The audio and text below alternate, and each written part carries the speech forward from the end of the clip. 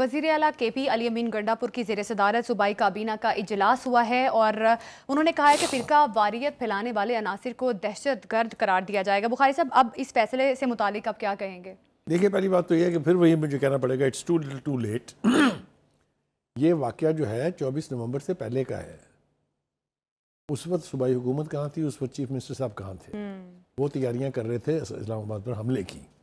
जी। याद रखें, अगर सूबाई हुकूमत की रिट नहीं है तो कोई जरगा कामयाब नहीं हो सकता। जिरगे जाते हैं मामलात को सुधारने के लिए with the banking of the provincial government और सेंट्रल गवर्नमेंट। उनके पीछे वो फोर्स होती है तो तभी तो जरगा कामयाब होगा ना।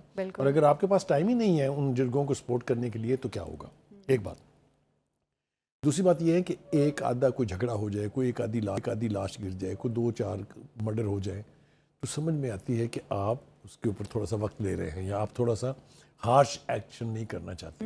लेकिन जहां बाकायदा जंग हो रही हो, जी बिल्कुल, जहां बाकायदा मोर्चा बंद हो लोग और वो हथियार इस्तेमाल हो रहे हों जो पाकिस्तान आर्मी के पास नहीं है, तो आप कैसे किसी सियासी जुलूस निकाल सकते हैं भाई? जिरगों से फैसले उसी सूरत में होते हैं कि हुकूमत अपनी रिट एस्टैब्लिश करे और फिर अमायदीन को लेके बैठे कि अब बताइए रास्ता क्या है। ठीक है, ये हुआ नहीं है, ये किया नहीं है। इतने बड़े साने के बाद 133 हो गए हैं वो अफराद जो अपनी जान से गए। बिल्कुल बिल्कुल, पैसेंजर वैन पर अटैक हुआ, 177 लोग हैं जो जख्मी हैं। बिल्कुल, आप जरा सोचें तो सही, वहाँ क्या क़यामत खेज मनाजर होंगे जब ये लोग अपनी जानों से जा रहे थे और वो नेरो जो है वो बंसरी बजा रहा था, वो इस्लामाबाद के जुलूस को हेड करते हुए कह रहा था छोड़ेंगे नहीं। फिर अपनी असम्बली में खड़े होके वो कहता गोली का जवाब गोली से देंगे। असम्बली की पूरी तकरीर में कहीं कुर्रम का जिक्र नहीं है कि वहाँ क्या हो रहा है।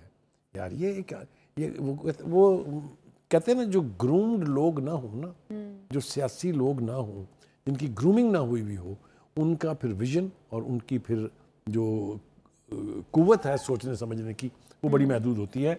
सियासत में आप जानों के ज़िया के ऊपर आंख बंद नहीं कर सकते, ना ही करनी चाहिए। ह्यूमन राइट्स का तकाजा भी यही है, जमहूरियत का तकाजा भी यही है, इंसानी रवैयों का तकाजा भी यही है।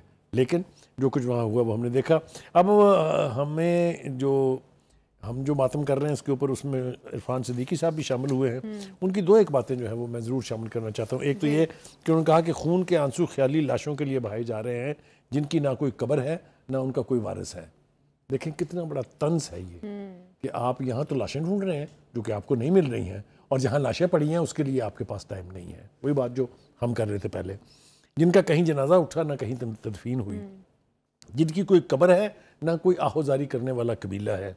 कुर्रम की 133 लाशों का जिनके जनाजे पड़े हैं कहीं जिक्र तक नहीं। वही जो बात मैं कर रहा था। इरफान सिद्दीकी साहब कहते हैं जिनमें से एक एक मैयत को कब्र में उतारा गया कुर्रम एजेंसी वालों की, उनका कोई पूछने वाला नहीं है। जिनमें से हर एक के घर में सफ़े मातम बिछी हुई है, वहाँ जाके पुरसा देने वाला और दिलासा देने वाला भी। अच्छा बुखारी साहब, लेकिन 18th अमेंडमेंट के बाद तो ये सूबाई मामला था, फिर इस तरह की तवक्कुआत रखना तो सूबाई हुकूमत से बीबी आप या जुलूस निकलवा लें, कैपिटल पर हमला करवा लें, या आप इस तरह के मामलों के लिए उनको इस्तेमाल करें, तो चॉइस है ना। तो उनकी चॉइस ये थी कि हेल विद देम, हम तो इस्लामाबाद जाएंगे, कब्जा करेंगे, वहाँ जाके एस्टैब्लिशमेंट पे भी कब्जा करेंगे। अच्छा बुखारी साहब, तो फिर ये भी जिस कदर हालात ख़राब है, फिर आर्टिकल 245 के तहत आर्मी को बुलाना चाहिए और मामलात को ठीक करना चाहिए। देखिए, ये सब कुछ उस वक्त होगा जब सूबाई हुकूमत कोशिश कर रही हो, उसके हाथ से बात निकल जाए, तब आती है ना फोर्स। अच्छा, ये थोड़ी है कि आप जश्न मनाने के लिए कहें कि जी आ जाए 245 के तहत फौज आ जाए। नहीं, जब हुकूमत से हालात वहाँ पे मगर कोई माने ना पहले ये कि जी हमसे संभल नहीं रहा, प्लीज आइए। आप बाकायदा एक करारदाद पास करते हैं ना असेंबली में, तब आती है ना। आप बाकायदा कैबिनेट में फैसला करते हैं डिप्लॉय करने का आर्मी, तभी आती है ना। बुखारी साहब, जिरगा भेजा, अब अल्टीमेटली किसने कंट्रोल किया? फेल हो गई तो फिर अल्टीमेटली कंट्रोल किसने किया? इस रास्ते की तरफ जाया जा सकता है। देखिए, किसने कंट्रोल किया? अल्टीमेटली वही गए ना जो लॉ एनफोर्सर्स हैं, जो हमारी यानी सरकारी जो कुव्वतें हैं जो इस किस्म की सूरत हाल को संभालती हैं। अब जाके कहीं इन्होंने मुतालबा किया कि जी FC को डिप्लॉय कर दे। वहाँ पर जाके फ़ौज वहाँ गई है, फ़ौज ने जाके उन 2 धड़ों को अलहदा किया है, मोर्चा बंद लोगों को वहाँ से उठाया है, वहाँ की ट्रैफिक बहाल की है। ये ऑप्शंस पहले इस्तेमाल करने चाहिए थे। ये मामला को 15-20 दिन से चल रहा है, तो अब वो है ना कि किसे वकील करे, आपको नहीं लगता कि ये प्रोविंशियल ज़िला इंतज़ामिया का बहुत बड़ा कसूर है, उनका बहुत बड़ा फेलियर है? ये तो है, تو کس کا گریبان پکڑا جائے پھر آپ کے خیال میں؟ آپ کو پتہ ہے پھر کن کا پکڑنا چاہیے؟ اور میرا خیال ہے کہ کسی بھی یعنی خطے میں ایک یہ ایکٹ ہے کہ آپ نے ہیومن لاسز کے اوپر توجہ نہیں دی، دوسرا ایکٹ یہ ہے کہ آپ حملہ کرنے کے لیے آئے اور لاشیں گروائی. آپ تشریف لائے تھے نا وہاں پر اصولی طور پر، اگر اسے اسٹرانگ آرم ٹیکٹکس کے تحت ہینڈل کیا جاتا تو ان کو کسی نے اسلام آباد میں گھسنے نہیں دینا تھا، اور اگر انہیں باہر روکتے تو لاشیں گرتی نا. تو یہ کروانے تو آپ آ گئے، جہاں گر رہی تھی لاشیں اس کے لیے آپ کے پاس وقت نہیں ہے. تو میرے خیال سے بخاری صاحب یہاں پہ جو لاشیں گر رہی ہیں، تحریک انصاف کو ویسے تو کہا جا رہا ہے کہ ڈی چوک پر گولی کیوں چلائی، یہ والی آوازیں آپ اٹھا رہے ہیں، لیکن یہاں پہ بھی تو انسانی جانوں کا ضیاع ہو رہا ہے. ان کے بارے میں کوئی آواز کیوں نہیں اٹھا رہا؟ ٹائم نہیں ہے نا بیوی، ٹائم علی امین گنڈا پور صاحب کو تو اس پہ زیادہ وہ کرنا چاہیے، کیمپین کرنی چاہیے، آپ کو زیادہ آواز اٹھانی چاہیے ان چیزوں. ٹائم نہیں ہے بیوی، ٹائم نہیں ہے نا. ہم نے اور بہت سارے اہم کام کرنے ہیں.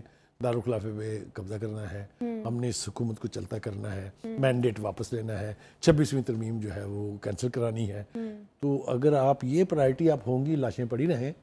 اس کی پہلے پھر میں مثال دوں گا آپ کو، پھر آپ کو تو نہیں شاید سننے والوں کو برا لگے، وہ ہزارہ والوں کی لاشیں جب کوئٹہ کی سڑکوں پر پڑی تھی تو اس وقت کا پرائم منسٹر نام لیے بغیر وہ کہتا تھا یہ مجھے بلیک میل کر رہے ہیں، I will not come to even talk to them. تو یہ روایت لے کے جب لوگ چلیں گے تو پھر علی امین گنڈا پوری بنیں گے نا. بالکل.